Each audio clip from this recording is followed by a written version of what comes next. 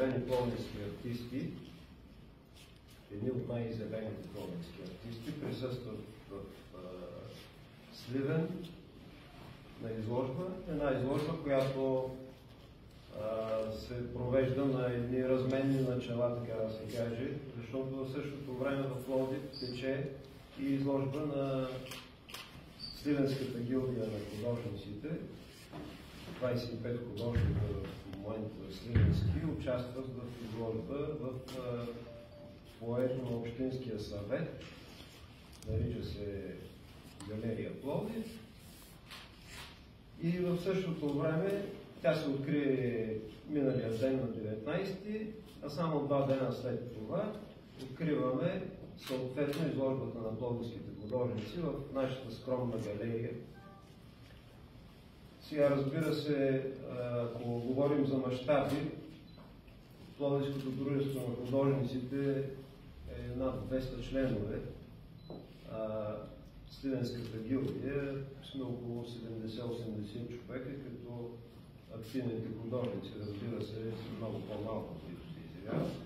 И затова и в Пловдив ние присъстваме с около 25 човека и около 50-60 художествени работи. Там се представяме по същият начин с живопис, графика,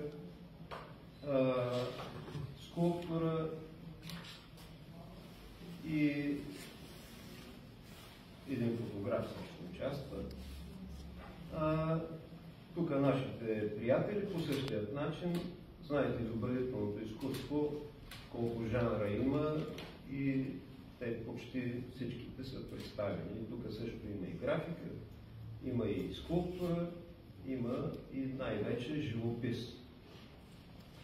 И сега може би е по-добре самите те да кажат малко повече думи за своето представяне тук. Първо аз ще взема думата. По така личното, натоварен съм лично от Минчо Панятов, който е куратор на тази изложба, ваш съгражданин, който отдавна живее в Пловдив, но е оставил следи и спомени в Сливен. Да ви поздравя и да споделя тъгата му, че не може да присъства, но има здравословни проблеми. И с 2-3 думи настоя да ви предам замисъл му за тази изложба. Кураторския му проект включва не изложба, която има претенциите да показва, така да се каже, крайна краймака на това, което е като пловдивски художник. Нещо като моментна снимка или като един негов приятелски кръг, хора, с които е ангажиран той лично в годините по някакъв начин. Така че в момента вие имате субективния поглед. Тази селекция е доста така плод на субективния поглед на Минчо Панятов. За мен случайно, аз като поканен да участвам, не знаех кои са другите участници и сега гледам с интерес и мисля, че наистина това е една добра сбирка, която дава не лоша представа за това, което се прави в Пловдив. Ще дам думата на Христо Николов, колегата, който е един от бившите председатели на дружеството на пловдивски художници. Само, понеже стана дума за Пловдив и за дружеството на пловдивски художници, едно уточнение. Активните членове на пловдивското дружество са реално 100 човека. Но в Пловдив има около между 600 и 800 художници, които по някакъв начин работят и се препитават с изкуство. И дружеството не може да обхване всички. Обаче мащаба не е толкова интересен, защото аз като дойдох тук, пътувах насам, имах чувство, че идвам, едва ли вече съм пилигрим, че идвам на едно много специално място, защото майстро ще ви спомена. Защото във вашия град живеят 3 от най-великите в момента живи български художници. Майстор Велин Дини, Шока и Краси Карабаджаков. Просто аз съм респектиран. Така че аз като бях съден, щях да имам много високо самочувствие. И колегата Христо.